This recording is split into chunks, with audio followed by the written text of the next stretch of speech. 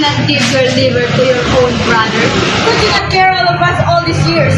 Your sister, your brother, and even your mother. Kaya, straight English, saan mo yung nakuha? Ayan, binasa ko lang, nagalakay sa screen.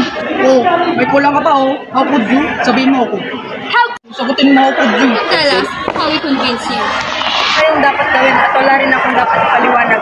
Hindi ko pagkakait sa inyo ang inay, pero may karapatan akong ipagkait sa inyo ang liver ko. English, please.